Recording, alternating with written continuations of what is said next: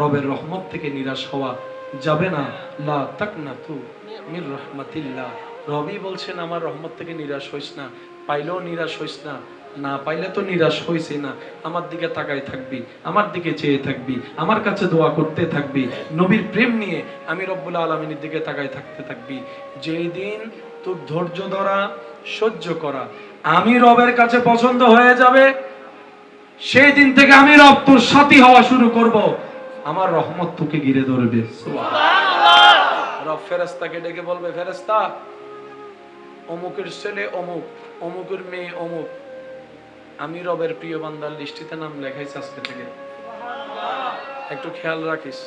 এই একটু খেয়াল রাখিস, এই খেয়াল রাখাটা আপনাকে জান্নাত পর্যন্ত পৌঁছাই দিবে।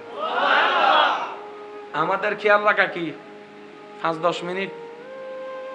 আমরা মানুষ যখন খেয়াল রাখি কয় মিনিট? অনেক মানুষ মারা যাওয়ার আগে যদি সুযোগ পায়, অনেক আশেপাশের আত্মীয় স্বজনকে বলে, আমি যাচ্ছি আমার ছেলে মেয়েগুলোকে একটু দেখিও, আমার মেয়েটার বিয়ে হয় না, একটু তোমরা মিলে সবাই মিলে বিয়ে দিও, বলে যায়। 3 দিন পরে কারো আর মনে থাকে না। অনেক সময় দেখবেন কোনো অভিভাবক মারা গেলে ওই এতিম বাচ্চা যারা আছে তাদের দায়িত্ব নেওয়ার জন্য 10 জন দাঁড়ায় যায়। হ্যাঁ, পড়ালেখা আমি করাবো, বিয়ে আমি দেব। 40 দিন পরে ঘরে যে বাজার নাই সে খবর নেওয়ারও মানুষ। এটাই দুনিয়ার বাস্তবতা, মেনে নেওয়াটাই বুদ্ধিমানের কাজ। আপনি বলবেন যে কেউ আমাকে দেখছে না, তাহলে আমার বাজারটা হবে কিভাবে? আমি আমার ভাই বোনকে শুধু এতটুকু বলবো, আপনার রব আছে, আপনার টেনশন করার দরকার নাই। কারণ রিজিকের দায়িত্বটা আল্লাহ কোনো বান্দার উপর ছেড়ে দেয় নাই। বান্দার সৃষ্টির রিজিকের সম্পূর্ণ দায়িত্ব আল্লাহ নিজের কুদরতি ব্যবস্থাপনায় রেখেছেন। সুবহানাল্লাহ। সেজন্য আপনার রিজিক নিয়ে টেনশন করতে হবে না। আপনি না থাকলে আপনার ছেলে মেয়েরা কি খাবে না খাবে সে ভাবনাই আপনাকে থাকতে হবে না। আপনার আমার কাজ হচ্ছে পরিশ্রম করা, সততার সাথে থাকা, সততার সাথে চলা, বাকি কাজ সাজিয়ে দিবেন তিনি কে? আর একটু মহাব্বতের আওয়াজে বলেন, বাকি কাজ সাজিয়ে দিবেন কে? সন্তানের জীবন সাজিয়ে দিবেন কে? সন্তানদের খাওয়ার ব্যবস্থা করে দিবেন কে?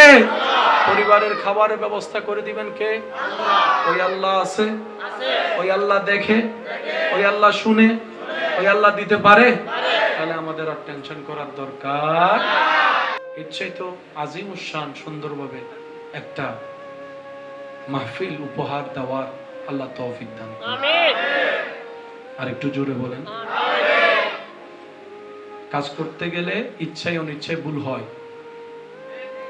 আমি চিনি না কমিটির সবাইকে, কাউকে চিনি না, মানে পরিচয় আমার নাই, তারপর আমি বলি আপনাদের মিলে কিনা দেখেন। কাজ করতে গেলে ভুল হয় কি হয় না? ভুলগুলা যেভাবে আমরা ধরি, ভালো কাজের উৎসাহ তো দিতে পারি না। আপনার ছেলে, আপনার ভাই, ওরা এলাকাবাসী কোনো একটা কিছু যদি অসুন্দর লাগে, এক কোণায় নিয়ে কাঁধের উপর হাত দিয়ে বড় ভাই হিসেবে বলবেন, এই কাজটা এইভাবে করিস, সামনে আরো সুন্দর হবে। এটা হলো কাজ। কি বলেন আপনারা, ঠিক কিনা? এত কথা বুঝি না, এত কথা জানি না। ভালো কাজ যেখানে দেখবেন কে করছে দেখার দরকার নাই, কি করছে সেটা দেখে পাশে দাঁড়ানোর চেষ্টা করবেন। পাশে যদি দাঁড়াতে না পারেন, দূর থেকে সহযোগিতা করবেন।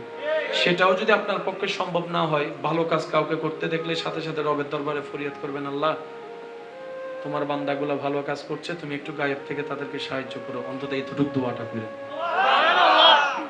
এটাই আপনার জন্য কল্যাণ হয়ে ফেরত আসবে। যদি পাওয়াটা বাড়াতে চাই, আমাদেরকে একটা কাজ করতে হবে। 1 নাম্বার, আমরা যা পেয়েছি যোগ্যতার বাইরে পেয়েছি, আল্লাহর দয়ায় পেয়েছি, সেজন্য বেশি বেশি শুকরিয়া করতে হবে। সুবহানাল্লাহ। 2 নম্বর, হা হুতাশ না হে হো করা যাবে না, আফসোস করা যাবে না, মন খারাপ করা যাবে না, পাওয়ার আফসোস করা যাবে না, শুকরিয়াটা বাড়িয়ে দিব, আফসোস করা কমিয়ে দিব। 3 নম্বর, অন্যের জন্য দোয়া করা বাড়িয়ে দিব। সুবহানাল্লাহ। এই 3টা কাজ, সাথে ইস্তেগফার এবং দরুদ, এই 5টা কাজ ঈমানকে মজবুত রেখে যদি করার মতো করতে পারি, তাহলে দেখব আমরা আমাদের জীবনে এমন এমন জায়গা থেকে রিজিক আসবে, নিয়ামত আসবে, আমরা পেতে থাকবো আর ভাবতে থাকবো, কল্পনা করতে থাকবো, আর আল্লাহর কুদরত অনুভব করে সুবহানাল্লাহ বলতে থাকবো। আমাদের রবের কাছে অসম্ভব বলে কোনো শব্দ নাই। একটু জোরে বলেন, শেষ ভালো যার সব ভালো তার। আমাদের রবের কাছে অসম্ভব বলে কোনো শব্দ নাই। এরকম একজন রব আমাদের আছে? বলেন না আছে? এরকম একজন রব আমাদের আছে? তাহলে আমাদের আর টেনশন করার কিছু নাই। টেনশন করার আপনি শুধু মনের মধ্যে এতটুকু বসান, আমার মালিক আছে। এই শুধু এতটুকু বসান, আমার একজন মালিক আছে। আমি বেওয়ারিশ নই, আমি বেওয়ারিশ নই, আমার মালিক হয় না, আরো জোরে, আমার মালিক, আমার মালিক, আমার মালিক, আমার মালিক।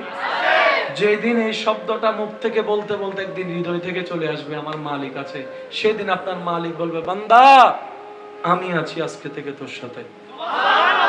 ওই ইন্নাল্লাহা মা'আস সাবিরিন, হাজার কষ্ট পাওয়ার মধ্যে যখন বলবেন আমার মালিক আছে, আমার মালিক দেখবে, আমার খালিক দেখবে, আমার রব দেখবে, বছর হয়তো অনেক চলে যাবে, কারণ আমাদের কাছে সেই পবিত্র জবান নেই, সে অন্তর আমাদের কাছে নেই যেটা ডাইরেক্ট আল্লাহ পাককে রাজি করাতে পারে। কারণ আমাদের হাতে, চোখে, পায়ে, মুখে সব জায়গায় গুনাহ, গুনাহ, গুনাহ আর গুনাহ। এই কথা তো অস্বীকার আমরা কেউ চাইলেও করতে পারবো না। সেজন্য তওবাটা একটু বেশি করতে হবে, রবের উপর আশাটা একটু বড় রাখতে হবে। জীবন আমাদের অনেক সীমিত, চোখের পলকেই দিন শেষ হয়ে যাচ্ছে, সপ্তাহ পার হয়ে যাচ্ছে।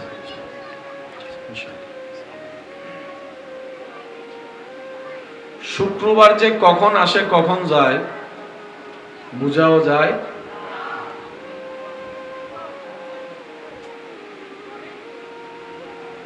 খুব দ্রুত গতিতে আপনার আমার হায়াত শেষ হয়ে যাচ্ছে।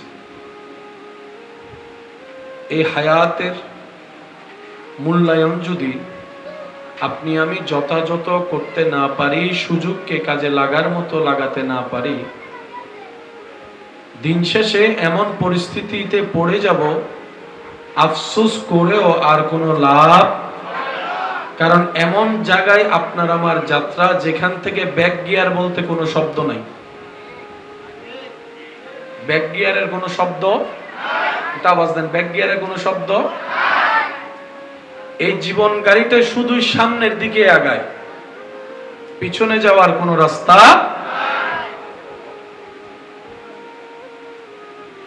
যে কথা আপনাদের সমীপে আমি খেদমতে নিবেদন করছিলাম, নবী রাহমাতুল লিল আলামিনের উম্মত হওয়ার কারণে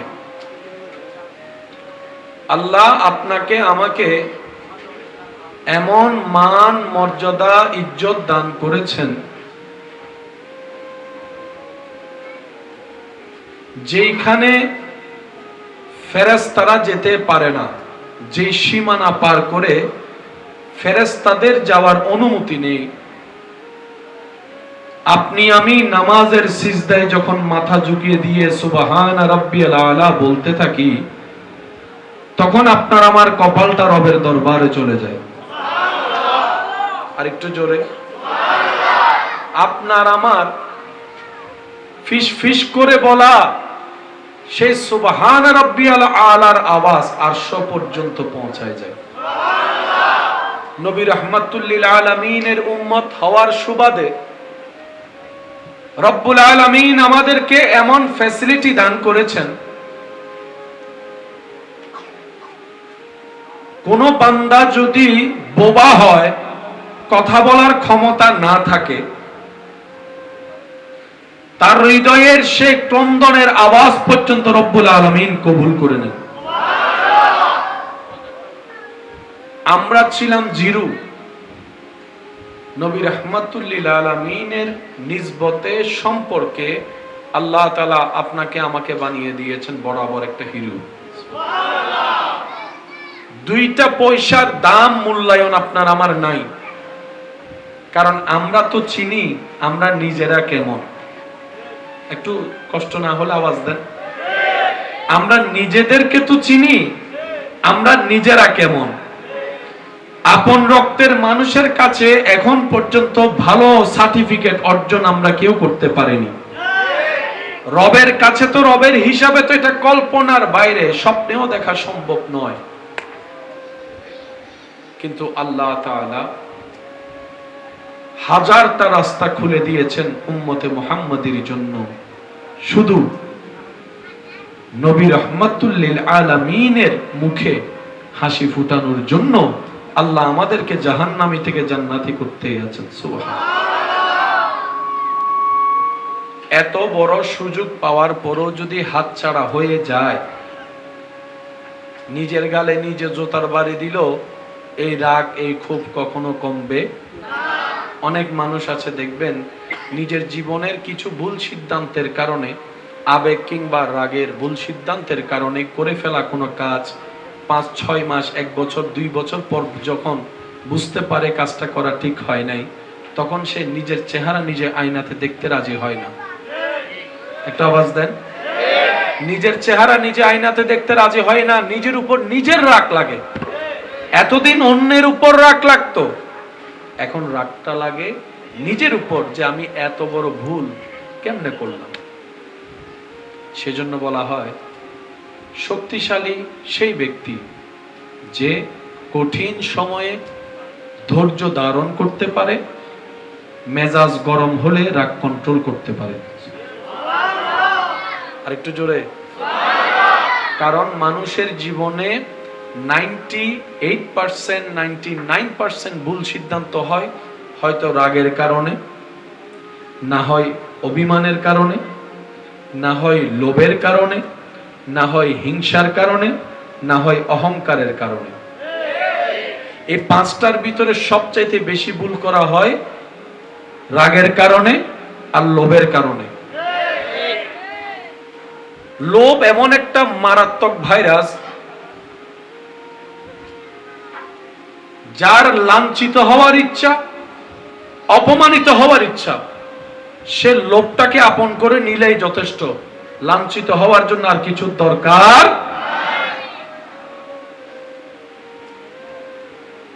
অহংকার অধঃপতনে নেই, রাগ ধ্বংস করে দেয়, লোভ লাঞ্ছিত করে, হিংসা জ্বালিয়ে দেয়। সেজন্য নবী রাহমাতুল লিল আলামিন সুন্দর জীবনের পরামর্শের তরে আমাদেরকে জানান দিয়েছেন, উম্মত নিজেকে রাগ থেকে হেফাজত করো। রাগ মানুষের ফিতরত, রাগ সবারই আছে, কিন্তু রাগ রাগের মতো আসবে। রাগকে তুমি লাই দিও না, পাত্তা দিও না, সুযোগ দিও না। কারণ রাগ, হিংসা, অহংকার, লোভ, আমিত্ব, অভিমান, এগুলো মানুষ হিসেবে তোমার কাছে আসবে, তোমার কাছে আছে, থাকবে। কিন্তু এগুলাকে যদি তুমি সুযোগ দাও, এগুলা তোমার উপরে এমন রাজত্ব করা শুরু করবে, রাগ এমন পর্যায়ে চলে যাবে, দুইটা কথা হলে আপন ভাইয়ের, রক্তের ভাইয়ের সাথে অনেক সময় দেখবা এমন কথা চলে আসবে, চিরতরে সম্পর্ক পর্যন্ত ছিন্ন হয়ে যাবে। এবার আওয়াজ দিয়ে আপনারাই বলুন, বর্তমানে হয় কি হয় না? রাগের কারণে এক মায়ের পেটের ভাই, 2 ভাই, একজন আরেকজনের চেহারা দেখে না। হাজার হাজার মানুষ, বলেন না, হাজার হাজার মানুষ বউয়ের সাথে 2-4 কথা হলে রাগ করে 3-4টা তালাক একসাথে পারে না, যে 50,000 তালাক একসাথে দিতে। একটু জোরে বলেন না। আগের যুগের মানুষের ধৈর্য যা ছিল, বর্তমানের মানুষের তা মোটেও নেই। আল্লাহর কুদরত শব্দটা মনে আছে? যেটা মানুষের কল্পনার বাইরে, এটা আল্লাহর, বলেন, এটা আল্লাহর কুদরত। আল্লাহর হাজারটা কুদরতের একটা কুদরতের নাম নবীর মেরাজ।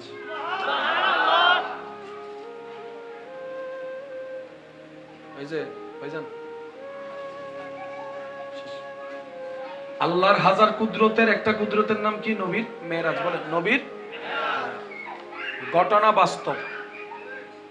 কেমনে হয়েছে আপনার আমার বুঝ জ্ঞানে আসবে না, এটা আমাদের বুঝ জ্ঞানের বাইরে, কম্পিউটারের, বিজ্ঞানের, ইন্টারনেটের, সায়েন্সের, এটা আল্লাহর কুদরতের অংশ। আর আল্লাহর কুদরত যেখানে আসবে, মুসলমানের কাজ হচ্ছে কোন প্রকার দাড়ি কমা ছাড়া মেনে নেওয়া। এটার নাম মুসলমান। এখানে কোনো দাড়িও নাই, কমাও নাই। আল্লাহ বলে যে আমি করছি, আমরা বলো জি আল্লাহ আমরা মানছি। আর একটু জোরে বলেন। ডাক্তাররা গবেষণা করে, পরীক্ষা করে কত কিছু বাইর করছে, হার্ট, কিডনি, এমন তেমন রূপ পাইছে রু আল্লাহর কুদরত। আরো জোরে বলেন। পৃথিবী অনেক উন্নত হয়েছে, কিন্তু এখনো পর্যন্ত কারো রক্ত লাগলে আরেকজন রক্তদাতাকে খুঁজতে হয়। এক ফোঁটা রক্ত এখনো পর্যন্ত কেউ বানাতে, এক ফোঁটা রক্ত কেউ বানাতে, ফুতুল বানাই ফেলছে। হাঁটে চলে সব করে, একজন যায় বলে যে ঠিক আছে এত যখন করে তার একটু পেশাব করতে কর। ফুতুলের একটু কি করতে বলে? বলেন বলেন বলেন, আরো জোরে বলেন, আরো জোরে বলেন। প্রস্রাব যে কত বড় নিয়ামত, যাদের প্রস্রাব আটকায় আছে তাদেরকে জিজ্ঞেস করে। আমাদের কাছে তো এগুলা কোনো কিছুই মনে হয় না, মামুলি মনে হয়। সেজন্য আল্লাহ পাক রব্বুল আলামিন বলে, বান্দা ওয়াশকুরু লি ওয়ালা তাকফুরু, শুধু আমার শুকরিয়াটা করিস, অস্বীকার করিস না। যাই দিব তাই নিয়ে শুকরিয়া করিস। এক আল্লাহ ওয়ালাকে জিজ্ঞেস করা হচ্ছে, হুজুর সুখ কি? উনি উত্তর দিয়েছেন এক কথা, এই একটা কথার ভিতরে সব কথা বলে ফেলেছেন যেন। উনি বলছেন আল্লাহ তোমাকে যা দিয়েছে সেটার উপর শুকরিয়া করার নামই হচ্ছে সুখ। হুজুর ধ্বংস কি? ধ্বংস কি? উনি বললেন লোভ করা, অহংকার করা, হিংসা করা, আমিত্ব করা, এগুলাই হচ্ছে ধ্বংসের কারণ। এই দুইটা কথার ভিতর যেন পুরো জীবন চিত্র সামনে চলে এসেছে। আল্লাহ আমাদেরকে একটু বুঝার, আমল করার, চেষ্টা করার, নিজেকে পরিবর্তন করার অন্তর থেকে তৌফিক দান করুন। আর একটু মুহাব্বতের আওয়াজে হাজার কুদরতের একটা কুদরত নবীর মেরাজ। এক রাতে এত কিছু ভ্রমণ করে আসলো, হাউ ক্যান পসিবল? চোখ বলে অসম্ভব, হাত বলে অসম্ভব, ব্রেন বলে, জোরে বলেন, ব্রেন বলে, কম্পিউটার বলে, বিজ্ঞান বলে, ইন্টারনেট বলে, নাসা বলে, স্যাটেলাইট বলে, ওনারা সবাই, আমরা সবাই যারা আছি, ওনারা বলে ইটস কোয়াইট ইম্পসিবল। শুধু ইম্পসিবল না, কোয়াইট ইম্পসিবল, এটা অসম্ভব। রব বলে যে সেজন্যই তো তোদেরকে বলি কোরআনটা শুধু পড়িস না, অন্তর দিয়ে চোখ দিয়ে বুঝে শুনে পড়িস। এবার নবীর মেরাজের আয়াতটা সূরা বনী ইসরাইলের প্রথম নাম্বার আয়াত, যেটা হাজারবার শুনেছেন, শুধু স্মরণ করায় দিলে আপনাদের মনে পড়ে যাবে। আপনাদের স্মরণ করার নিমিত্তে উলামায়ে কেরামের দোয়া নিয়ে বলা, কোরআনের মাধুর্যতা কত সুন্দর। মেরাজের আয়াত আল্লাহ সূরা বনী ইসরাইলে বলেছেন এক নাম্বার আয়াতে, একটু জোরে বলেন সুবহানাল্লাহ। সেখানে আল্লাহ আয়াত শুরু করছেন কি দিয়ে আপনারা একটু খেয়াল করবেন, সুবহানাল্লাযী আসরা বিআবদিহি লাইলাম মিনাল মসজিদিল হারামে ইলাল মসজিদিল, মাশাআল্লাহ, ইলাল মসজিদিল। মাহফিল তাইলে লাভ কি বুঝুন না, এলে লাভ দেরি এনে সত্যি করে হনসাই সূরা হওয়া মুখস্থ আছে, টেলি টুলিয়ে 3-4-5 হয় না। আচ্ছা আমি কিছু ফরিদ দি চাই, আয় আর মুখস্থ লইরা অনারাতুল ফরম পড়িব। ইন্নাল্লাহা ওয়া মালাইকাতাহু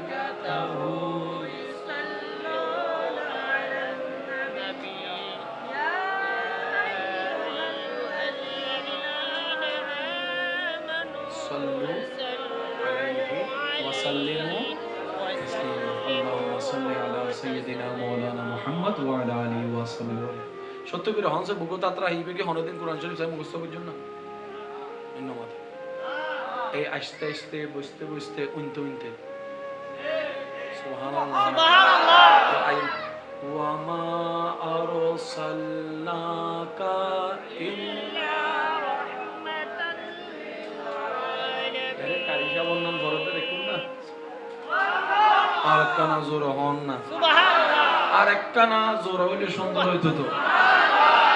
এই লাভিনেরই আয়ুন দেয় বয়ুন দেয় বসুন দেয়, এই লাভিনেরই এন হলে তুই শিখে নয় তুই এনটা 10 জন আমি বলে শিখিবলি আল্লাহ ইল্লা আরো শিখিবে তৌফিক দাও এই টিকটক কলা আমিন না হদ আরো জোর রহম করি মুতা মহব্বতের আওয়াজ হন আমিন আল্লাহ আমাদের সবার মহব্বত কবুল করুক আমিন এবার আয়াতটা খেয়াল করবেন নবীর মেরাজ সুবহানাল্লাযী আসরা বিআবদিহি লাইলাম মিনাল মাসজিদিল হারামে ইলাল মাসজিদিল মাশাআল্লাহ মিনাল মাসজিদিল আকসা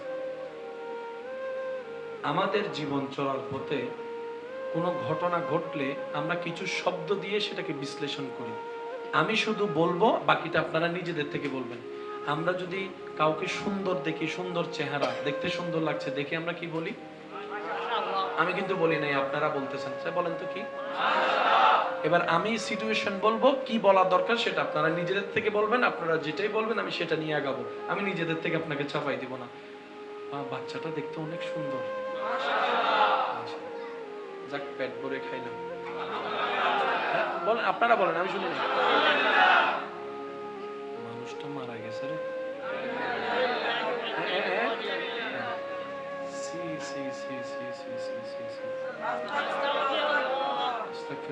কি বললেন নাউজুবিল্লাহ ভাইয়া জানেন বাপ ছাড়া তো সন্তান দুনিয়াতে আসে না কিন্তু আল্লাহ যখন চেয়েছে বাপ ছাড়া ঈসা নবী দুনিয়াতে চলে আসছে হ্যাঁ হ্যাঁ কি আরো জোরে বলেন আপনি এই জায়গায় মাশাআল্লাহ বলেন না কেন কারণ আমরা এতটুকু জানি কোন জায়গায় কোনটা বলতে হয় সুবহানাল্লাহ সেখানে বলা হয় যেখানে এমন কিছু সামনে আসে যেটা আল্লাহর কুদরতের সাথে সম্পর্ক এবার সুবহানাল্লাহ কোন শব্দটা বলেছি আমরা আরো জোরে বলেন আরো জোরে বলেন সুবহানাল্লাহর সাথে আশ্চর্য অলৌকিকতার একটা সম্পর্ক আছে না নাই এবার আল্লাহ কোরআনে নবীর মেরাজের আয়াতটা যেটা শুরু করছেন সেটা কি দিয়ে শুরু করছেন একটু খেয়াল করেন সুবহানাল্লাহ সুবহানাল্লাহ সুবহানাল্লাযী আসরা বিআবদিহি লাইলাম মিনাল মাসজিদিল হারামে ইলাল মাসজিদিল আকসা রব বলে এক রাতে অল্প সময়ে মক্কা থেকে আকসা কিভাবে গিয়েছে বিমান রকেট যেত যেখানে সময় লাগে সেখানে সেকেন্ডে কিভাবে ভ্রমণ করেছে এটাই তো তোদের জানতে চাওয়া প্রশ্ন বিবেকের মধ্যে অবাক করে আবার সেখান থেকে ওই উদ্যোগ গমন করে প্রথম আসমান দ্বিতীয় আসমান সুবহানাল্লাহ বলতে থাকেন তৃতীয় আসমান চতুর্থ পঞ্চম ষষ্ঠ সপ্তম হয়ে সিদরাতুল মুনতাহা পার হয়ে আবার সেখানে কত হাজার কোটি বছরের রাস্তা পার হয়ে আমি আল্লাহর সাথে বসে আত্তাহিয়াতু লিল্লাহি ওয়াসসালাওয়াতু ওয়াত্তাইয়াবাতু আসসালামু আলাইকা আইয়ুহান নবিয়্যু এই কথাবার্তা শেষ করে আবার কালামের উপর কালাম হয়ে কথার উপর কথা হয়ে কিছু প্রকাশ্য হয়েছে কিছু গোপন হয়েছে জান্নাতের ভ্রমণ হয়েছে জাহান্নামের ভ্রমণ হয়েছে আবার সব কিছু করে আবার আমার নবীকে আমি আল্লাহ দুনিয়াতে পাঠিয়েছি তোদের এই রকম বুঝতে এখান থেকে এখানে হাউ ক্যান পসিবল চোখ বলে ইম্পসিবল হাত বলে অসম্ভব ব্রেন বলে অসম্ভব কম্পিউটার বলে অসম্ভব ব্রেন বলে অসম্ভব নাসা বলে অসম্ভব ইন্টারনেট বলে অসম্ভব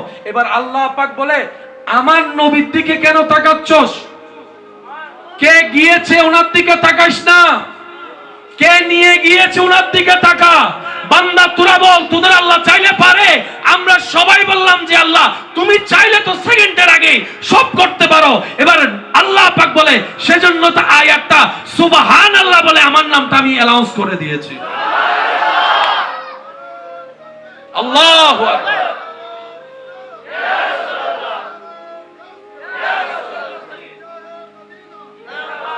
रहमत वाला आया नबी है रहमत वाला आया नबी है धूम मची है धूम मची है शोबाई रहमत वाला आया नबी है धूम मची है धूम मची है मोहब्बतेर आवाज একবার বলেন সুবহানাল্লাহ সেজন্য মনে রাখবেন ইসলাম কোরআন হাদিস পড়ার চাইতে বেশি বোঝা দরকার কি দরকার বলেন কি দরকার রমজান মাসে আমরা সারা দিন কি খাই নাকি না খাই আমরা খাইলে আল্লাহ লস কি আল্লাহ আমাদেরকে না খাওয়ার রোজা দিলেন কেন একটু বিজ্ঞানকে প্রশ্ন করেন আপনাকে বিজ্ঞান জানাবে 12টি মাসের মধ্যে অন্তত প্রত্যেকটা মানুষের এক মাস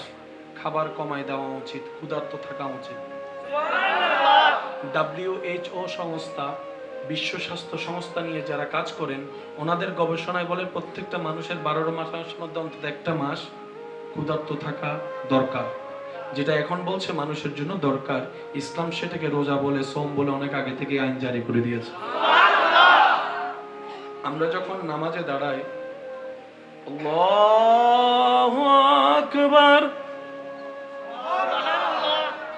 আরো জোরে সুবহানাল্লাহ, রুকুতে যখন যাই আল্লাহু আকবার, মাথা, পিঠ, কোমর যদি আমরা করতে পারি, কারণ আমরা বেশিরভাগ মানুষ মানে শিখান নগরব দেয়, আর রুকুন মিতে কি মাথা পিঠ সমান তা না, হ্যাঁ ইয়া নতা উত্তরণ নেই, মাথা ফিট সমান করতে গেলে এই জায়গা টান খায়, টান খাইলে ব্যথা লাগে, শুনো তো আডো বেরিলে করি ফেলায় নাই ফেলার নাই ফানলার হারা হই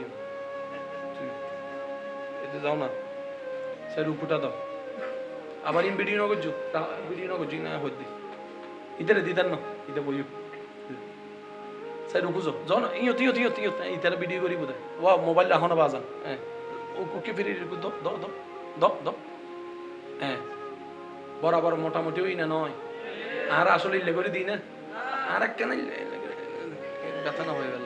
ঠিক আছে, ধন্যবাদ। বিজ্ঞান বলে মানুষ যদি পারফেক্টলি রুকু করে, তার ব্যাক পেন, হাঁটু, ব্রেন, সবকিছু রগ যখন টান খায়, শরীরের হাড়ের রগের জন্য অনেক উপকারী হয়ে যায়। এবার সে বান্দা যখন আল্লাহু আকবার বলে রবের দরবারে নিজের সর্বোচ্চ দামি জায়গা মাথাটাকে ঝুঁকায় দেয়, হাত যখন তার উপরের দিকে থাকে, হাত উপরে, মাথা, যদি কষ্ট না হয় একটু বলি, হাত মাথা, মাথার ভিতর ব্রেন আছে, ব্রেন, এবার হার্ট যখন এভাবে হয়, রক্ত সঞ্চালন ব্রেনের মধ্যে ভালো হয়, এই ব্রেনটার জন্য উপকারী হয়ে যায়। সুবহানাল্লাহ। রব্বুল আলামিন শুধু আমাদের সওয়াব কামানোর নামাজ দেননি, বরং শরীরের উপকারের জন্য, বেনিফিট পাওয়ার জন্য, ভিতরগত বাহিরগত কল্যাণ পাওয়ার জন্য আল্লাহ তাআলা আপনাদের আমাদেরকে নামাজের মতো একটা ইবাদত দিয়েছেন। সুবহানাল্লাহ। আর সেই নামাজকে আল্লাহ তাআলা 24 ঘন্টা দেননি। সুবহানাল্লাহ। কারণ 24 ঘন্টা ব্যায়াম করা যায় না। আপনারা বলেন 24 ঘন্টা ব্যায়াম করাই যায় না। ব্যায়াম করার জন্য আলাদা কিছু সিস্টেম থাকে। যারা ওয়ার্কআউট করে তাদেরকে দেখবেন ঘন্টা, 1.5 ঘন্টা, 2 ঘন্টা পর্যন্ত ওয়ার্কআউট করে। এই 5 ওয়াক্ত নামাজকে যদি আপনি টাইমের মধ্যে কাউন্টিং করেন, দেখবেন 1 ঘন্টা 1 ঘন্টা 10-20 মিনিটের মধ্যেই হয়ে যাচ্ছে। সেটাকে আল্লাহ তাআলা এমন ভাবে ভাগ করে দিয়েছেন, ফজরের জন্য যতটুকু দরকার 4 রাকাতের ব্যবস্থা করে দিয়েছেন, যোহরের শরীরের জন্য যতটুকু দরকার সেই রাকাতগুলো আপনার সামনে এনে দিয়েছেন, আসরের জন্য যতটুকু বেনিফিট, মাগরিবের জন্য যতটুকু উপকার, এশারের জন্য যতটুকু করলে আপনার দেহের ওয়ার্কআউট হবে, পারফেক্টলি ভাবে হজম শক্তিও হবে, রক্ত সার্কুলারও ভালো হবে, শরীরের ফিটনেসও ভালো থাকবে, হার্টের অবস্থাও ভালো থাকবে, ব্রেনও সুস্থ থাকবে। ঠিক সেভাবে রাকাতকে আল্লাহ তাআলা সবিন্যাস করে দিয়েছেন যেন বান্দার জন্য দুনিয়ারও উপকার হয়, আখিরাতেরও সওয়াব হয়। সেজন্য বলা হয় সর্ব উপকার যে ধর্মে, এটার নাম ইসলাম। আমাদের দুর্ভাগ্য কোথায়, আমরা ফ্রি পাইছি তো, মার হলুতুন ফরিমত্তর আজানুন্নি তো হইছে না মাতে, মার হলুতুন ফরি কিন্নি দি এতলাই ফ্রি ফায়ার দিয়ে যাচ্ছে গেলা মিডে নাই, ফ্রি জিনিসুর না মাতে, ফ্রি জিনিসুর ফ্রি যদি আইফোনও দেয় তখন ভালো লাগে, খবর নাই। আর নিজের টিয়া দিয়ে যদি 3000 টিয়া দুটো বাঙ্গা সাইডও কিনে এবার 10 বার মোছে কিনে হষ্ট করি টিয়া জমায় এটা লারাম মুরব্বী কলকো ডায়লগ মারে, বাপর রোলত বই হক তো হন নাই, একটা হন না, বাপর রোলত বই হক তো, তরকারি মজা হয় নাই বলি ছুটি ভালোই ধর দে, নিজে হামা বিজাতে এত হসুল্লতিও অম্মা যে মজা, ইয়াম্মি ইয়াম্মি। ওয়াহনাবাজি, ঠিক না? আরো জোরে বলেন ঠিক কি না? একটা কথা চিরবাস্তব মনে রাখবেন, মেনে নেওয়াটা আসলে বুদ্ধিমানের কাজ। একটা কথা যেটা চিরবাস্তব, মেনে নেওয়াটা কষ্টের হলো মেনে নেওয়া দরকার। সেটা হচ্ছে এই পৃথিবীতে কেউ কারোর জন্য প্রয়োজনীয় না, কেউ কারোর জন্য অপরিহার্য না। বিশ্বাস করেন, যেদিন আপনি আমি মারা যাব, চোখটা চিরতরে বন্ধ হবে, সেই দিনও এই পৃথিবীতে ব্যস্ততা ঠিকই থাকবে। এমনকি আপনার আমার ঘরে যেখানে আপনার আমার লাশটা রাখা হবে, সেখানেও মানুষ আপন ব্যস্ততায় থাকবে। হয়তো কারো মোবাইলের মধ্যে বিজনেসের কল আসবে, উনি বিজনেসের কলটার কথা বলবে, হয়তো সামনে না বললেও একটু পিছনে গিয়েও হলো বলবে। কেউ বা জিজ্ঞেস করবে জানাজার টাইম কয়টায়, আবার টাইমটা শুনে অনেকে আবার রাগও দেখাতে পারে, একটু তাড়াতাড়ি করলে কেন ভালো হয়, আমাদের দূরের পথে যেতে হবে। অনেকে বলবে আগামীকাল সকালে আমাকে একটু মিটিং আছে কিংবা ওই জায়গায় যেতে হবে। অথচ এই মানুষটাকে দুনিয়ার চোখে শেষবারের মতো দেখার সুযোগ, আর দেখার কোনো সুযোগ নাই। আল্লাহ চাহে তো হয়তো হাসরের ময়দানে দেখা হলেও হতে পারে, এছাড়া দুনিয়াতে আর দেখার কোনো সুযোগ। মানুষটা মারা গেলে দেখবেন মানুষের ব্যস্ততাও খুব বেড়ে যায়, সবকিছুতে তাড়াহুড়া করে। কেমন জানি এটাই প্রমাণ হয় এই মানুষটাকে কেউ আর পৃথিবীতে রাখতে চাচ্ছে না, মাটির উপর রাখতে চাচ্ছে না। একটু দেরি হলেই মানুষ বিরক্ত বোধ প্রকাশ করে। একদিন এই কাজটা আপনাকে আমাকে নিয়ে করা হবে, দূরের মানুষ করবে না, সেই চিরচেনা পরিচিত চেহারাওয়ালা মানুষগুলাই করবে, আপনরাই করবে। আর ওনারাও না করে কোনো উপায় নাই, কারণ মানুষ যখন মারা যায় শরীরের পরিবর্তন হওয়া মিনিটে মিনিটে শুরু হয়।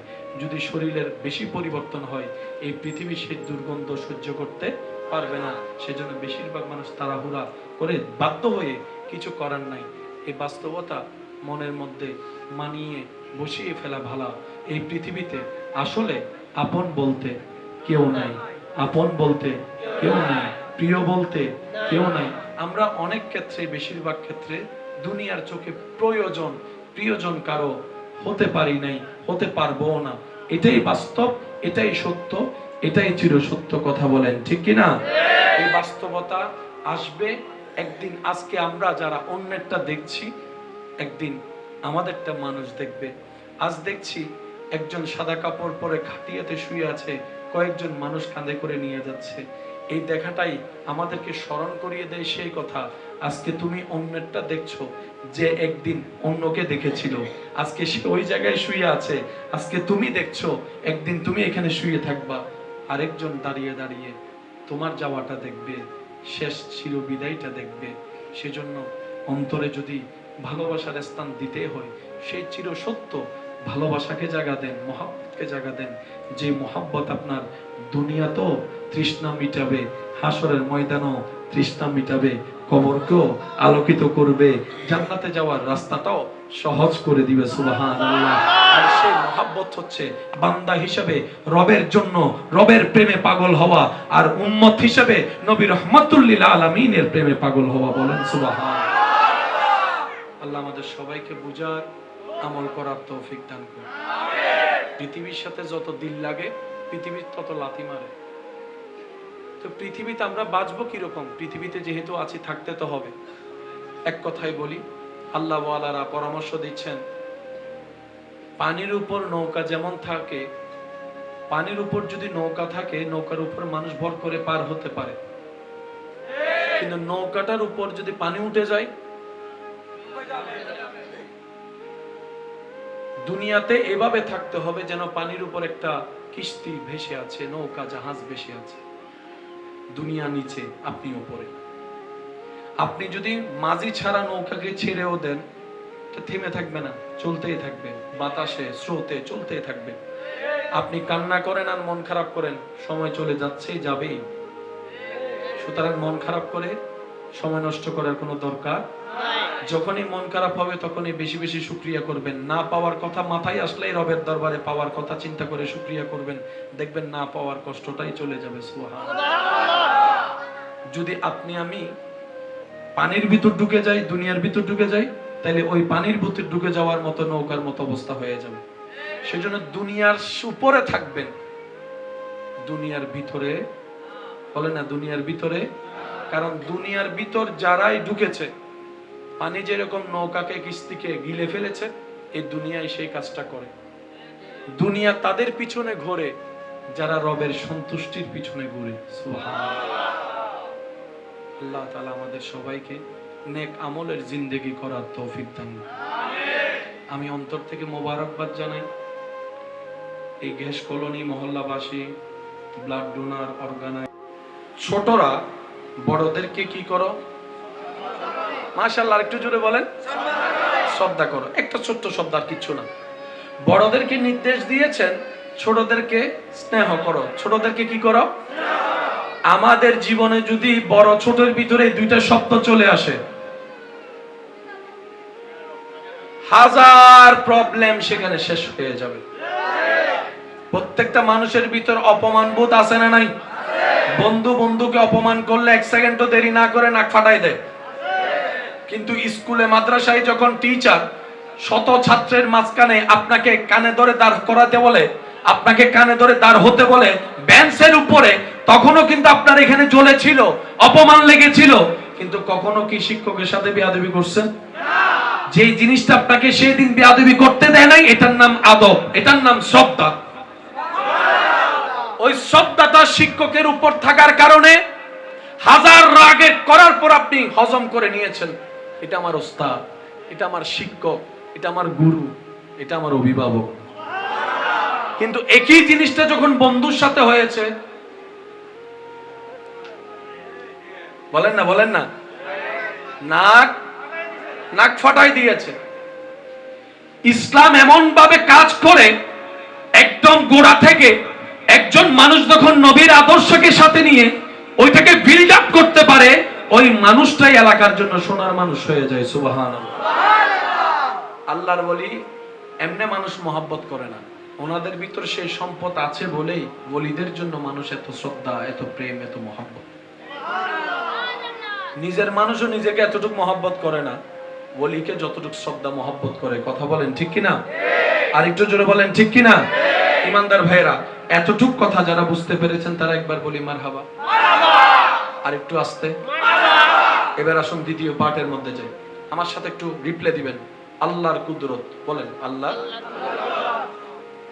আল্লাহর কুদরত শব্দটার সাথে কম বেশি আমাদের সবার পরিচয় আছে, শুনেছি অনেকবার। আল্লাহর কুদরত, আল্লাহর কুদরত, আল্লাহর কুদরত আসলে জিনিসটা কি? মনে রাখার মতো এক কথায়, এমন কিছু বাস্তব ঘটনা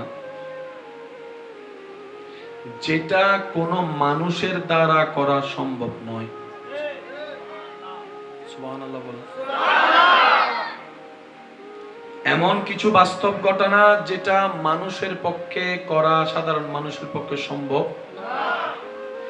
যেটা কেমনে হয় ব্রেনের বাইরে, কম্পিউটারের বাইরে, বিজ্ঞানের বাইরে, স্যাটেলাইটের বাইরে, নাসাও যেটার অস্তিত্ব কারণ কিভাবে হয় খুঁজে বের করতে পারে না। চোখ যেখানে থমকে যায়, হাত যেখানে সিলিন্ডার করে, ব্রেন যেখানে নিজেকে অপরাজিত বলে ঘোষণা করে, এটার নাম কুদরত। এটা কি প্যান্ডেল বলেন? এটা কি কিসের উপর? এটা কি কুদরত? এটা কি কুদরত? যেটা আমি চাইলে বানাইতে পারি। এটা কেমনে আছে সেটা সবাই জানে। সাউন্ড বক্সের আওয়াজ বের হচ্ছে, এটা কুদরত? আমার ভাই বালা জানে।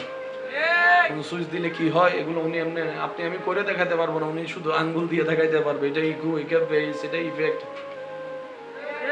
ক্যামেরা কি কুদরত? বলেন না ভাই, ক্যামেরা কি কুদরত? ঘড়ি কি কুদরত? মাইক কি কুদরত? আপনার টেবিল কি কুদরত? সারা পৃথিবীকে আল্লাহ পাক ভাসিয়ে রেখেছেন কোনো প্রকার ত্রুটি ছাড়া শূন্যের উপরে। এটা কুদরত। এটা কি? এটা কি? মেঘের গুচ্ছ ছিন্ন বিচ্ছিন্ন ছড়িয়ে ছিটিয়ে সব জায়গায় আছে। বৃষ্টির যখন টাইম হয়, সাদা মেঘ কালো হয়ে সব এক জায়গায় চলে আসে, মাঝখানে কোনো মেশিন নাই। এটা আল্লাহর, বলেন এটা আল্লাহর। এখানে বৃষ্টি হয়েছে কয়েকদিনের ভিতরে, বলেন না ভাই। ঘন্টা, 1.5 ঘন্টা, 2 ঘন্টা এমন ভাবে বৃষ্টি পড়ে পুরো সিডেং ডুবি যাবি। আর সিডেং কলা হতে মুরাদ ফুরমিদি ব্যাগে ফেসাব বললো সিডেং এ নাই ফানলার কেন সিডেং এ তাইলে মাথো না, রোহিঙ্গা তাইলে চুপ করিতে হবে। হতে মুরাদ ফুরমিদি ব্যাগে ফেসাব বললো আমাকে বুঝান কতটুক পানি পড়লে পানির বন্যা হয়, কি পরিমাণ পানি পড়লে জমলে পুরো রাস্তা ব্লক হয়, কত টন পানি আসলো কোত্থেকে? বৃষ্টি থেকে। এবার বৃষ্টিটা আসলো কোত্থেকে? মেঘ থেকে। আপনারাই বলেন, আপনার ঘরে আমার ঘরে পানি থাকে কোথায়? টাঙ্কিতে। পানি থাকে কোথায়? এই হাজার হাজার লিটার পানি বৃষ্টি হয়ে যে পড়লো, মেঘের ভিতরে এতগুলা বিমান গেছে, কোনোদিন তো টাঙ্কির সাথে বাড়ি খায়নি। ঠিক বললে সওয়াব পাবেন কিনা জানি না, সুবহানাল্লাহ বললে সওয়াব আছে। আরো জোরে বলেন। বৃষ্টি পড়লো কোত্থেকে? মেঘ থেকে। বলেন কোত্থেকে? মেঘের ভিতরে টনে টনে লিটার লিটার পানি, হাজার হাজার লিটার পানি আছে না নাই? কিন্তু একটা টাঙ্কি টাঙ্কি ছাড়া যিনি পানি মজুদ করে রাখে, ওই রাখাটাকে বলে কুদরত। যিনি রাখেন তিনি হচ্ছেন খালেক। আরো জোরে বলেন। আচ্ছা, এই মেঘের ভিতর পানিগুলা কোত্থেকে গিয়েছে? পানি বিজ্ঞানীদের যেটা নিদর্শন আমাদেরকে ওনারা জানান দিয়েছেন, সেখান থেকে নেওয়া বলা। এই পানিটা ওখানে জমা হলো কিভাবে? আমার ভাইয়েরা বলে যে সূর্যের তাপ যখন সাগরে পড়ে, সূর্যের তাপ যখন এই গরম তাপের কারণে পানিটা জলীয় বাষ্প হয়ে, কোন পাইপ, কোন জেনারেটর মেশিন, কোন লাইন, এটাই রবের কুদরত। আপনি দেখেছেন 5 ঘন্টার বৃষ্টিতে চট্টগ্রাম ডুবে গেছে, তো পানিগুলার টনও হিসাব করেন, কত হাজার লিটার টন, সেটাও তো হিসাব করতে হবে। বাড়ি হলে নেমে যায়, পড়ে যায়, এটাই বাস্তবতা। হাজার হাজার লিটার পানি কোন প্রকার ট্যাঙ্ক ছাড়া মেঘের ভিতরে মজুদ করে রব্বুল আলামিন কুদরতের নিদর্শন জগৎকে দেখিয়ে দিয়েছেন। সুবহানাল্লাহ। মেঘের ভিতর পানি গেল সাগর থেকে। বলেন কোত্থেকে? সাগর থেকে। কিসের আলো পড়লো? সেজন্য ঘরের মধ্যে যখন গরম পানি গরম দেন, তখন দূর থেকে দেখবেন পানি যখন গরম যায় উবলায় পড়ে, তখন দেখবেন দূর থেকে ওই পানির উপর একটা ডিও ডিও ডিও ডিও লাগে, এটার নাম জলীয় বাষ্প। ওই ডেক্সির উপর যদি আপনি 5 মিনিট হাত দিয়ে রাখেন, আপনার এখানে ভিজে যাবে। এখানে কি হয়ে যাবে? ভিজে যাবে। এটার নাম জলীয় বাষ্প। সূর্য যখন সাগরের উপর তাপ দেয়, ওই সাগরের পানিটা কোন প্রকার পাইপ ছাড়া, মেশিন ছাড়া, কুদরতি ব্যবস্থাপনায়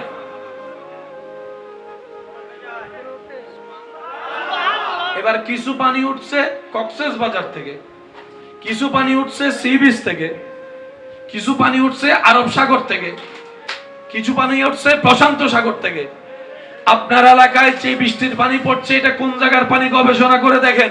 হয়তো কিছু পানি পাবেন আরবের সাগরের পানি, কিছু পানি পাবেন আটলান্টিক মহাসাগরের পানি। ওইখানকার পানি এখানে বৃষ্টি ফেলছে। মোহাম্মদরা আওয়াজে বলেন না সুবহানাল্লাহ। বিমানে যাইতেও 17 ঘন্টা লাগে,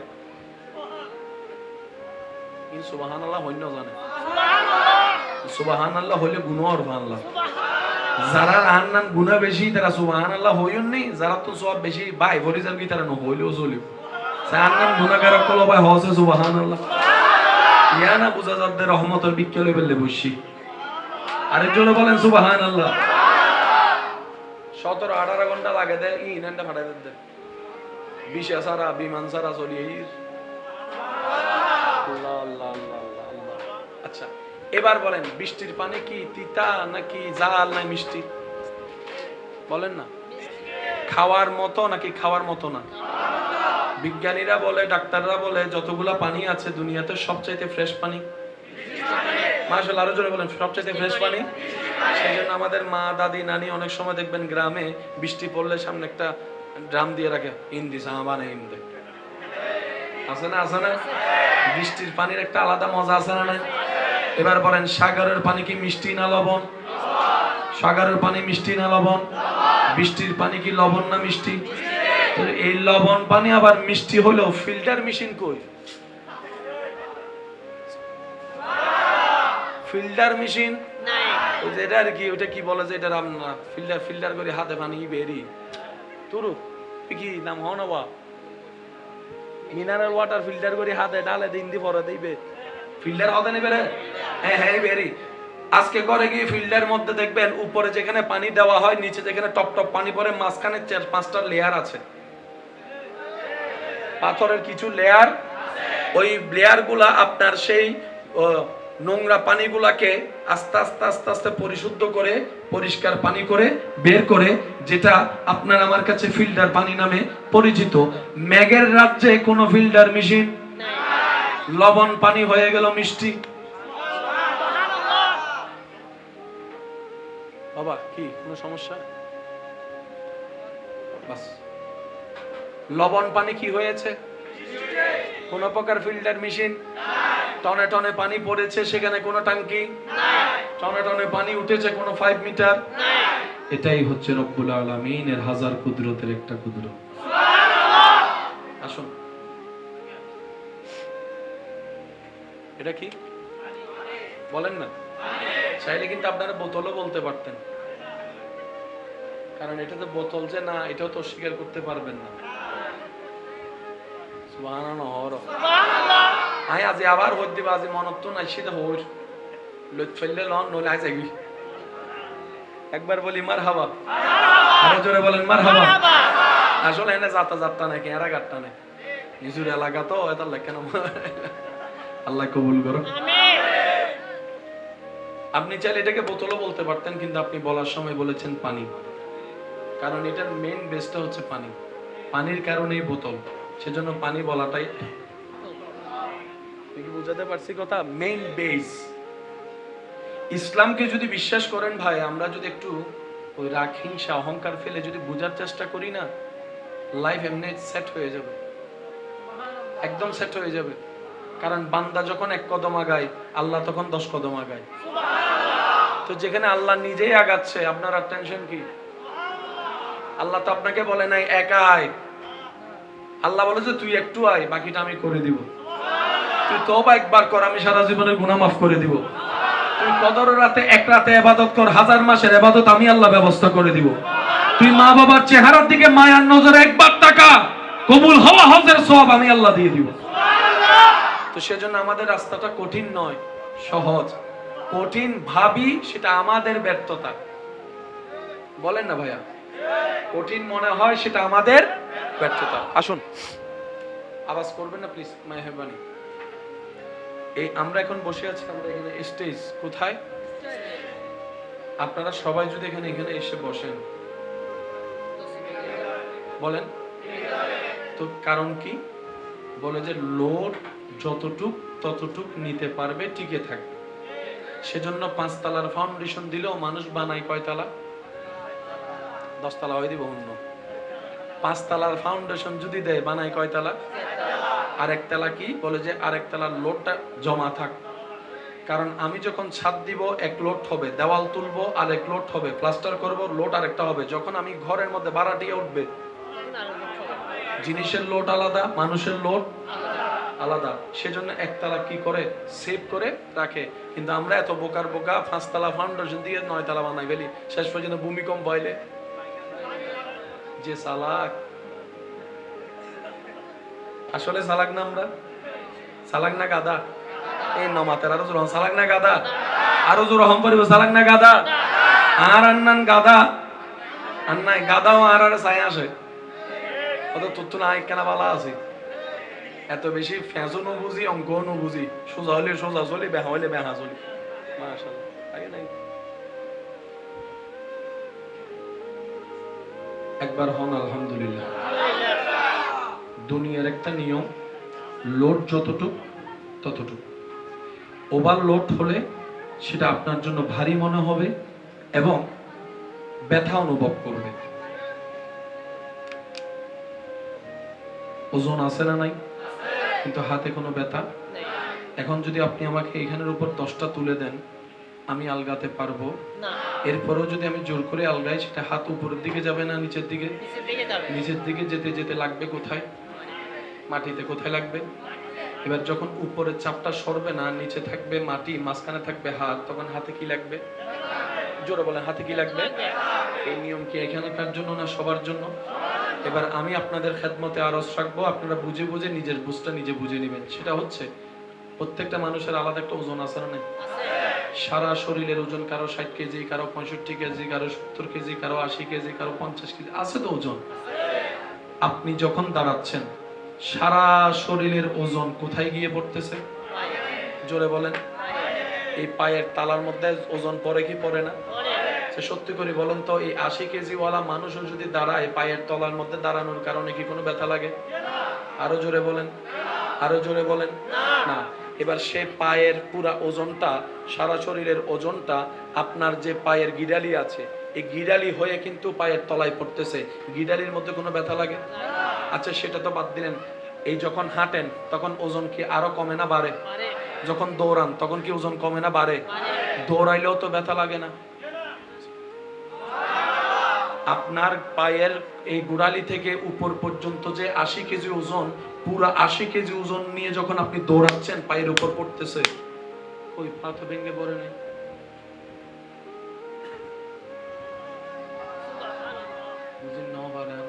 বুঝিলে সুবহানাল্লাহ। হইলে বেশি মাথাতে বুঝিতে আরো হম জোরে সুবহানাল্লাহ। পুরা শরীরের ওজন কত? 80 কেজি।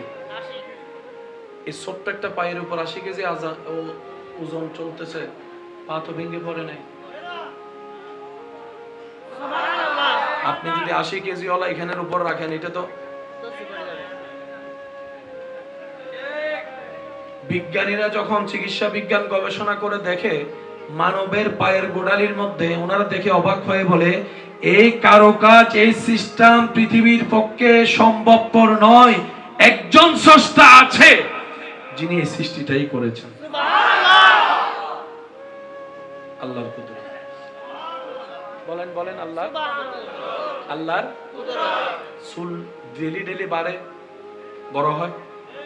চুল বড় হয়, মোজ বড় হয়, দাড়ি বড় হয়। ঠিক এইভাবে যদি ভ্রু বড় হইতো,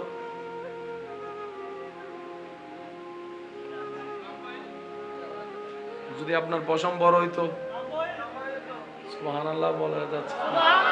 আমি আপনাদেরকে কোন রাস্তায় নিয়ে যেতে যাচ্ছি একটু পরে আপনারা নিজেরাই রাস্তাটা দেখবেন। আগে আমাকে রাস্তাটা একটু পরিষ্কার করতে দেন, কারণ যে রাস্তা দিয়ে যাব সেই রাস্তার মধ্যে কথা বলেন, যে রাস্তায় যাব সেই রাস্তার মধ্যে প্রেমিকের একটু আশেকদের দরকার একটু বেশি। চোখওয়ালারা চোখ দিয়ে ঝগড়া করতে ব্যস্ত, প্রেমিকরা ইশক নিয়ে ব্যস্ত। তো সিদ্ধান্ত আপনার, ঝগড়া করে সময় নষ্ট করবেন নাকি প্রেম রাজ্যের মধ্যে বিচরণ করবেন, যার যার ব্যক্তিগত ব্যাপার। তবে মনে রাখবেন, সাধারণ মানুষের 1 লাখ বছরে যে রাস্তা পার হতে পারে না, একজন আশেক চোখের পলকেই। সেজন্য আমি এই যে আব্বু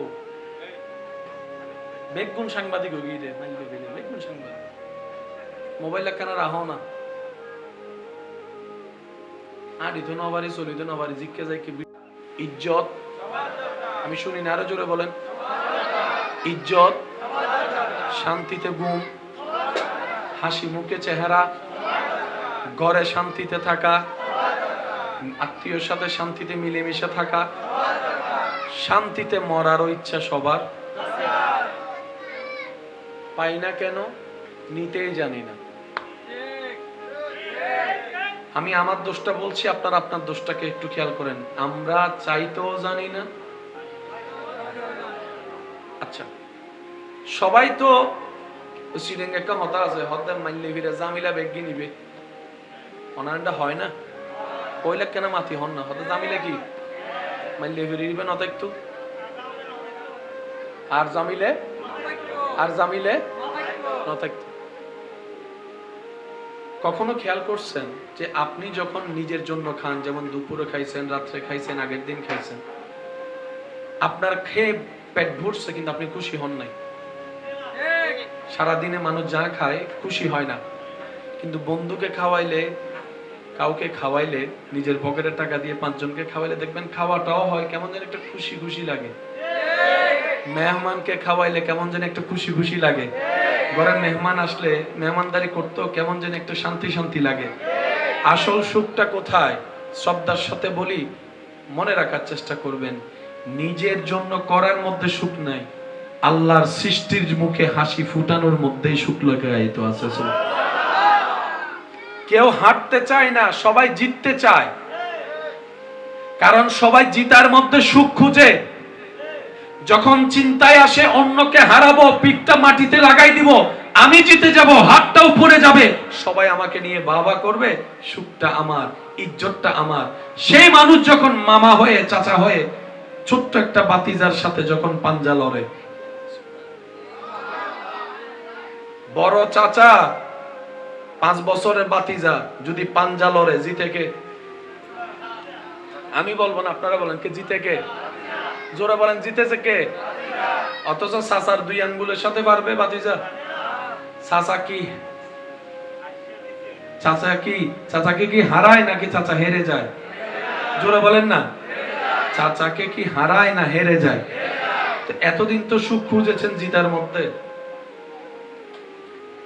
আমি জিতলেই সুখ। আজকে তো চাচার বাতিজার সামনে আপনি হেরে যে সুখটা পেয়েছেন এতদিন তো পান নাই। বাগিনার কাছে হেরে যে শান্তিটা পেয়েছেন এতদিন তো পান নাই। একটু কঠিন কিছুই নয়, বারবার বলছি, একটু চিন্তা ভাবনার পরিবর্তন আপনার কঠিন জীবনকে সহজ বানাই দিবে। আল্লাহ আমাদের সবাইকে একটু বুঝার তৌফিক দান করুন। দিন দিন কি মানুষের মেজাজ ঠান্ডা হচ্ছে না গরম হচ্ছে? আপনার একটু চতুর্পাশে খেয়াল করে দেখেন, কথার আগেই, আজকে থেকে 10 বছর আগেও যে অপরাধ মানুষ গোপনে করত, এখন ফেসবুকে লাইভ দিয়ে সেই অপরাধ করতেছে। আপনি যদি এটাকে মডার্ন মনে করেন, আমরা মডার্ন ভাবি, আমাদের চাইতে এই অধপতন আর কিছু হতে পারে না। এখন ওপেনলি মানুষকে হত্যা করে রাস্তার মধ্যে রশি দিয়ে টেনে টেনে অপমান করা হচ্ছে। কথা বলেন ঠিক কিনা? এই মনুষ্যত্ব নষ্ট হওয়ার পিছনে হাজার কারণের একটা কারণ, আমরা নবীর আদর্শ থেকে দূরে সরে যাচ্ছি। কথা বলেন ঠিক কিনা? নবীর আদর্শ থেকে দূরে সরে নবীর কোনো লস নাই। লস বলেন না, লস। এবার বলেন, এই লসটার কারণে অশান্তি দায়ী আছে না নাই? এবার লসটার কারণে অশান্তিতে পড়তেছি আমরা, জামিলাই পড়তেছি আমরা, মুসিবতে পড়তেছি আমরা, ঘরে আগুন জ্বলতেছে আমাদের ঘরে। কথা বলেন ঠিক কিনা? আল্লাহ আমাদেরকে একটু বুঝার তৌফিক দান করুন। আসুন আমার ইমানদার ভাই, কি কোনো সমস্যা? আমার আওয়াজ কি ক্লিয়ার শোনা যাচ্ছে? একটু শব্দগুলো খেয়াল করবেন। আমাদের জীবন শান্তি করতে চাইলে অহংকার বাদ দিতে হবে। অহংকার, লোভ, রাগ, অভিমান, আমিত্ব, এই 5টার সাথে শুধু আপনার জীবন অশান্তির বিষয় না, আপনার শরীরের অশান্তিও জড়িত। সেজন্য ডাক্তারের কাছে গেলে, বাবা একটু আওয়াজ করেন না প্লিজ। সেজন্য ডাক্তারের কাছে গেলে ডাক্তার একটা কথা বলে, টেনশন করেন না। আচ্ছা আপনারাই বলেন, বললে কি টেনশন কমে যায়? যিনি বলতেছেন টেনশন করেন না, ওনারও তো টেনশন। আপনার আমার ঘরে অশান্তি মানে ওনার ঘরে শান্তি।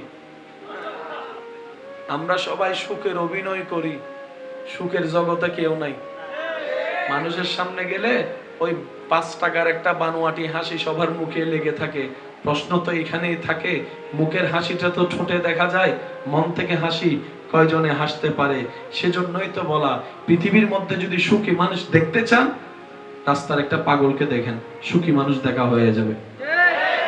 পাগলের চাইতে সুখী মানুষ, বলেন না রে ভাই, পাগলের চাইতে সুখী মানুষ? আমাদের গরমও প্রবলেম, শীতও প্রবলেম। আওয়াজ দেন। আমাদের খাইলেও প্রবলেম, না খাইলেও প্রবলেম। আমাদের 5 তলাও প্রবলেম, নিচের তলাও প্রবলেম। আর পাগলরা দেখবেন যেখানে রাগ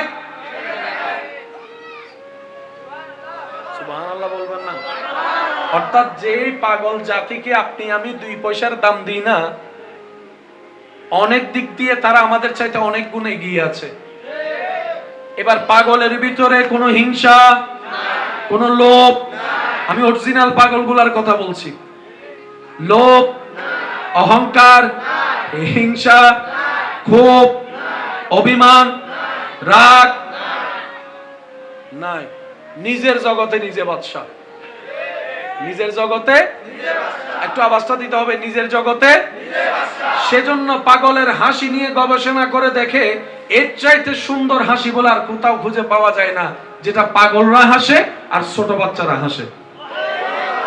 ছোট বাচ্চার হাসি এমন মাধুর্য যে দেখে মন খারাপ হওয়ার মনও ভালো হয়ে যায়। মাঝে মধ্যে ছোট্ট ছোট্ট বাচ্চারা যখন কিলকিলাই করে আওয়াজ করে হাসে, ওদের হাসি দেখে কান্না করা মানুষ পর্যন্ত কান্না থেমে যায়, দিলটা খুশি হয়ে যায়। বলেন না সুবহানাল্লাহ। এই হাসির মধ্যে কোনো ভেজাল নেই। আর আমাদের হাসিতে ভেজাল, ডাক্তারের হাসিতে ভেজাল, রোগীর হাসিতে ভেজাল, কারণ আমরা কেউ শান্তিতে। এবার আপনারা বলেন, এই সব বিষয়গুলো জানার বোঝার দরকার আছে না নাই? দিন দিন কি সংসার জমতেছে না ভাঙতেছে? তাহলে জানার দরকার। দিন দিন ভাই ভাইয়ের সম্পর্ক লাগতেছে নাকি দূর হচ্ছে? তাহলে বুঝার দরকার। আর হাজার প্রবলেমের সমাধান যে এক জায়গায় পাওয়া যায়, এটার নামেই ইন্নাদ-দীনা ইনদাল্লাহিল ইসলাম। আমার মনে হয় আওয়াজটা আরেকটু জোরে হবে। হাজার প্রবলেমের এক জায়গায় সমাধান, এই শব্দটা যদি বুঝতে পারি তাহলে আমরা অনেক কিছুই বুঝতে পারবো। হাজার প্রবলেমের এক জায়গায় সমাধান। পৃথিবীতে এমন কোন সেক্টর নাই যেখানে হাজার প্রবলেমের এক জায়গায় সমাধান হয়। অসুস্থর জন্য ডাক্তার, কিন্তু ডাক্তারের চেম্বারে গেলে দেখবেন এক এক ডাক্তার এক এক বিষয়ে পারদর্শী। হাঁটুর ব্যথা হলে লাইন একদিকে, হার্টের প্রবলেম হলে ডাক্তার আরেক দিকে, ব্রেনের প্রবলেম হলে ডাক্তার আরেক দিকে। কিন্তু ইসলাম এমন একটা কনভাইন, সর্বকিছু অল ইন ওয়ান। আল্লাহ তাআলা যখন বলেছে আল-ইয়াউমা আকমালতু লাকুম দীনাকুম ওয়া আতমামতু আলাইকুম নি'মাতি, ওই ইসলামের ভিতরে আল্লাহ সব ধরনের সবকিছু দান করে দিয়েছেন। আল্লাহু আকবার। নারায়ে রিসালাত, নারায়ে গাউসিয়া, শাহনশাহে শ্রীকুট, দরবারে বারিয়া শরীফ। উচ্চ আওয়াজ একবার বলেন মারহাবা। যাদের লাভ দরকার তাদের ইসলাম দরকার। এক কথাই বুঝবেন, এখানে ঠেলাঠেলি জোরাজোরি ইসলামে নাই। জোর করে ধরে কাউকে কালিমা পড়াতে আনলে আপনার এলাকার ইমাম সাহেব কখনো কালিমা পড়াবে না। প্রথম প্রশ্ন ওনাকে করবেন, আপনি কি স্বেচ্ছায় পড়ছেন নাকি কেউ আপনাকে জোর করেছে? যদি বলা হয় যে আমাকে জোর করা হয়েছে, ওই ইমাম কখনো কালিমা, আমি আপনাদের জবানে শুনতে চাই, ওই ইমাম কখনো কালিমা পড়াবে না। কারণ ইসলাম প্রেমের ধর্ম, আর প্রেম জোর করে হয় না, এটা প্রেম হয়ে যায়, প্রেম আসতে হয়। আরেকটু জোরে বলেন না সুবহানাল্লাহ। আরেকটু জোরে বলেন সুবহানাল্লাহ। আমি আবার বলছি আপনাদেরকে, আমার দিল লেগেছে আজকে এখানে। শুনি না গায়কর গানুনি বজন খুশি হয়, এন বাহাদুরি ন গায়কর দিল খুশি হইলে এত বাহাদুরি হতে বলে। আর কিন্তু নি এর বজন হাঁদের, কিন্তু যাতে নিজের দিল খুশি হয় আর রইল হয়ে যাবি। আজকে যাতে দিল লাগি, আমিও দিলুত্তুন হইম, ওনারাও দিলুত্তুন লইবেন।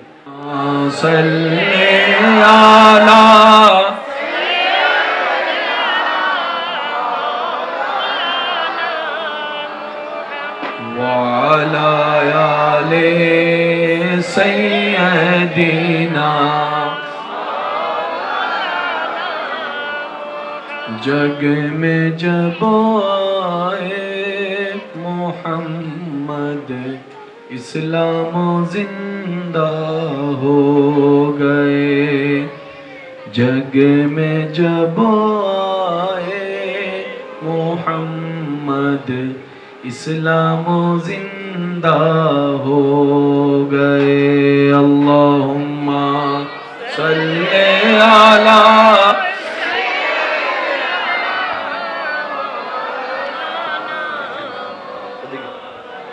وعلى آل مولانا। এতটুক কথা যারা বুঝতে পেরেছি তারা একবার বলি মারহাবা।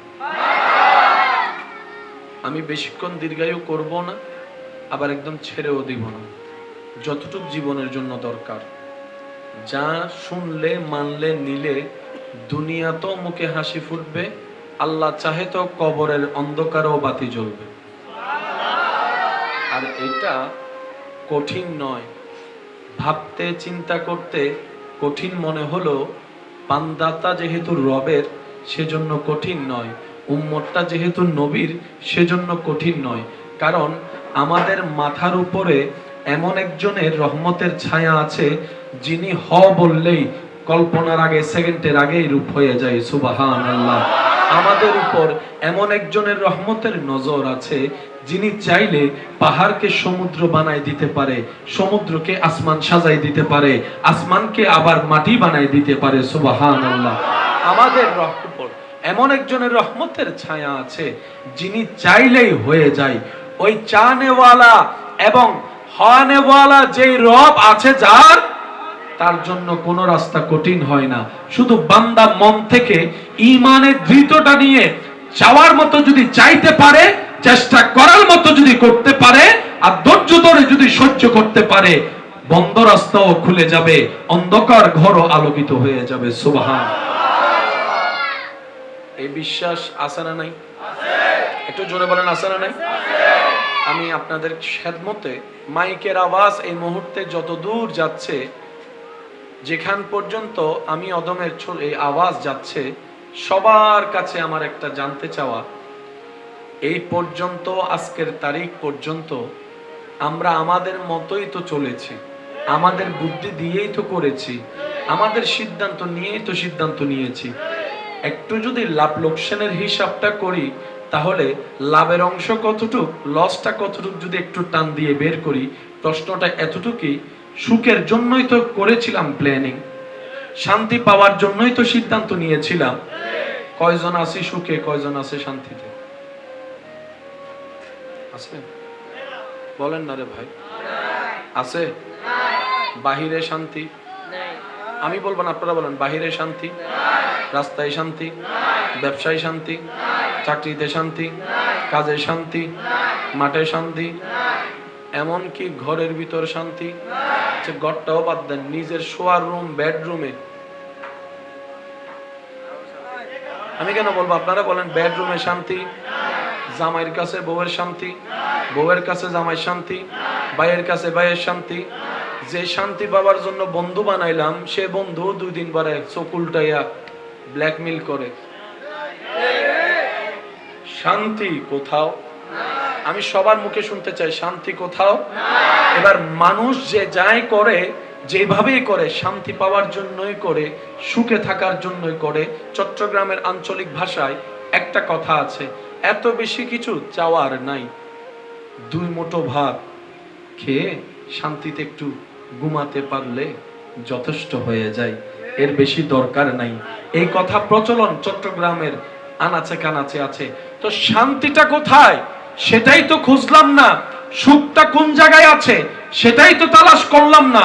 আমরা এমন বোকার ঘরের বোকা, সুখদাতাকে নারাজ করে সুখের তালাশ করি, শান্তিদাতাকে নারাজ করে শান্তিতে থাকার স্বপ্ন দেখি, যার কারণে আমাদের চাওয়া পাওয়া জীবনটাই কুয়াশার মতো হয়েছে। দূর থেকে দেখা যায়, ধরতে গেলে আর পাওয়া যায় না। কিন্তু যারা বুদ্ধিমান, তারা রবকে এমন ভাবে খুশি করার মতো করেছে, ওনাদেরকে আগুনের সামনে রাখলেও ওনাদের চেহারায় প্রশান্তির হাসি দেখা যায়। সুবহানাল্লাহ।